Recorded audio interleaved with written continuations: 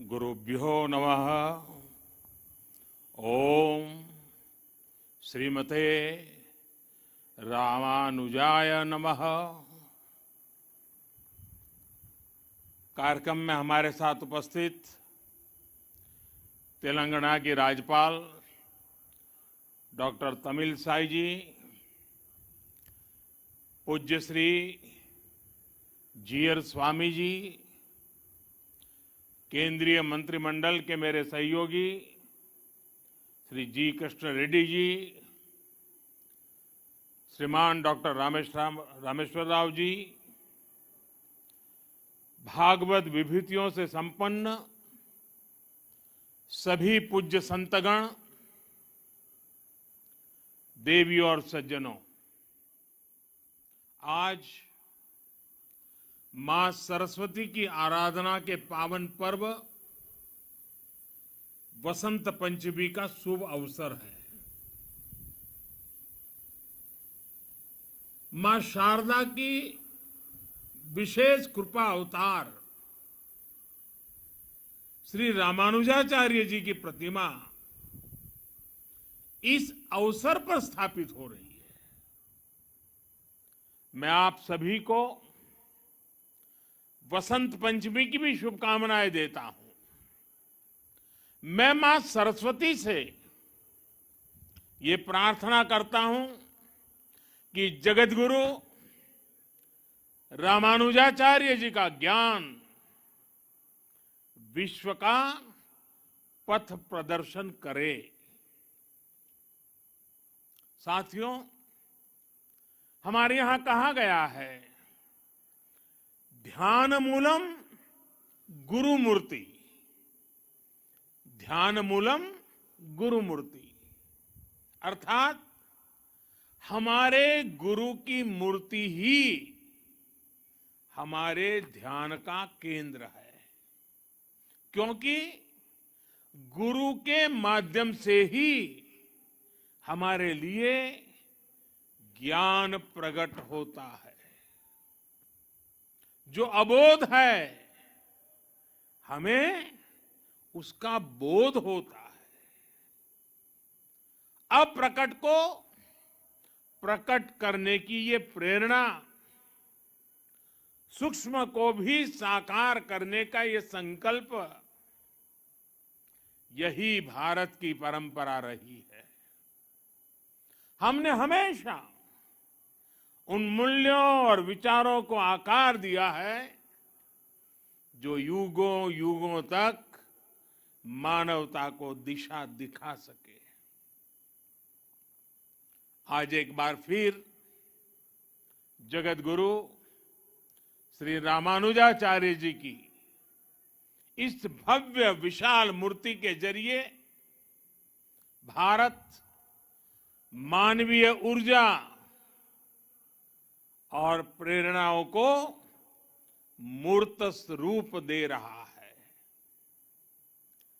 रामानुजाचार्य जी की यह प्रतिमा उनके ज्ञान, वैराग्य और आदर्शों की प्रतीक है। मुझे विश्वास है ये प्रतिमा न केवल आने वाली पीढ़ियों को प्रेरणा देगी, बल्कि भारत की प्राचीन पहचान को भी मजबूत करेगी। मैं आप सभी को, सभी देशवासियों को और पूरे विश्व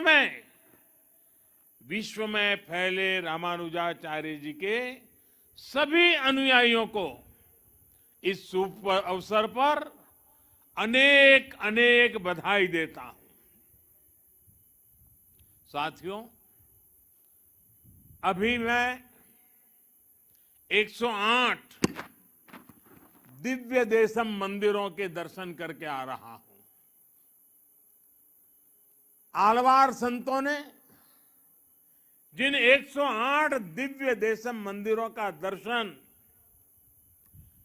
पूरे भारत में भ्रमण करके किया था, कुछ वैसा ही सौभाग्य मुझे आज श्री रामानुजाचार्य जी की कृपा से यही मिल गया। मानवता के कल्याण का जो यज्ञ उन्होंने 11वीं शताब्दी में शुरू किया था, वही संकल्प यहां 12 दिनों तक विभिन्न अनुष्ठानों में दोहराया जा रहा है।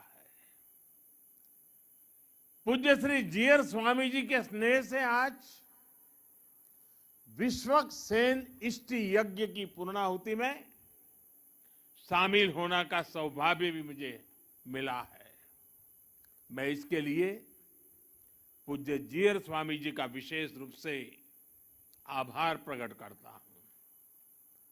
उन्होंने मुझे बताया है कि विश्वक्सेन इष्टि यज्ञ संकल्पों और लक्ष्यों की पूर्ति का यज्ञ है। मैं इस यज्ञ के संकल्प को देश के अमृत संकल्पों की सिद्धि के लिए नतमस्तक होकर के समर्पित करता हूं।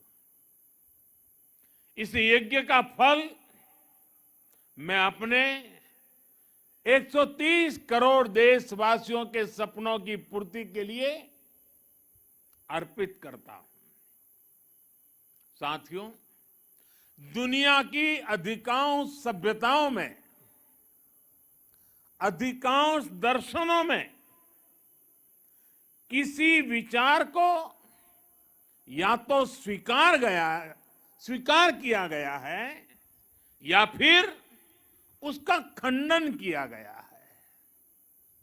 लेकिन भारत एक ऐसा देश है जिसके मनीषियों ने ज्ञान को खंडन, मंडन, स्वीकृति, अस्वीकृति इससे ऊपर ही उठा करके देखा। स्वयं उससे ऊपर उठे, दिव्य दृष्टि से उस विवाद को देखा। हमारे यहां अद्वैत भी है और द्वैत भी है, और इन द्वैत अद्वैत को समाहित करते हुए श्री रामानुजाचार्य जी का विशिष्टाद्वैत भी हमारे लिए प्रेरणा है। रामानुजाचार्य जी के ज्ञान की एक अलग भव्यता है।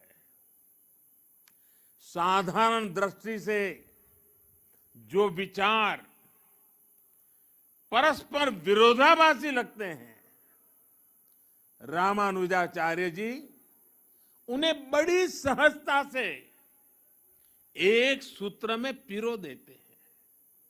उनके ज्ञान से, उनकी व्याख्या से सामान्य से सामान्य मानवी भी उससे जुड़ जाता है।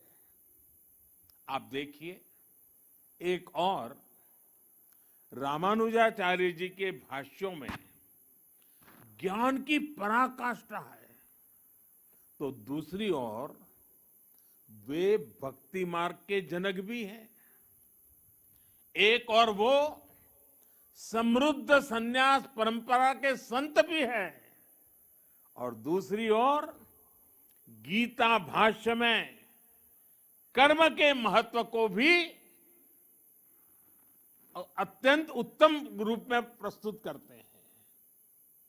वो खुद भी अपना पूरा जीवन कर्म के लिए समर्पित करते रहे।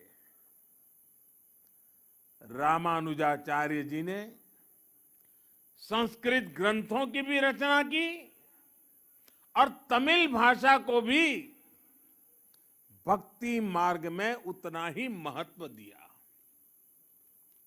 आज भी रामानुज परंपरा के मंदिरों में थिरुप्पावाई के पाठ के बिना शायद ही कोई अनुष्ठान पूरा होता हो।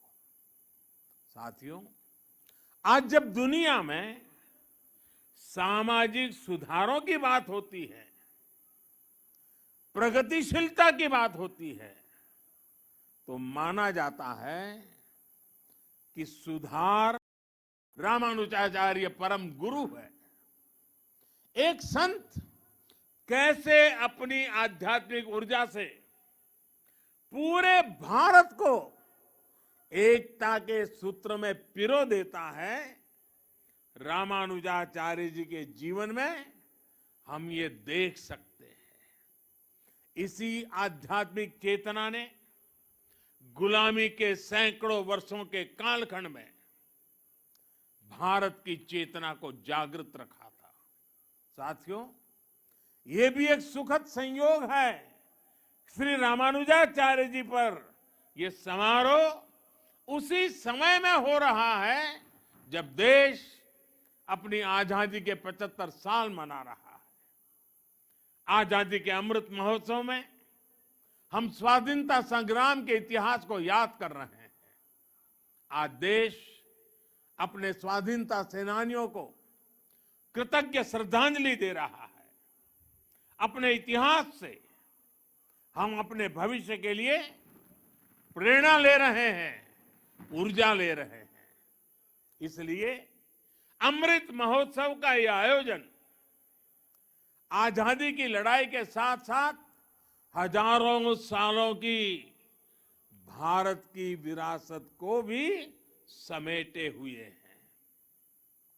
हम जानते हैं, भारत का स्वाधीनता संग्राम केवल अपनी सत्ता और अपने अधिकारों की छाई हुई है।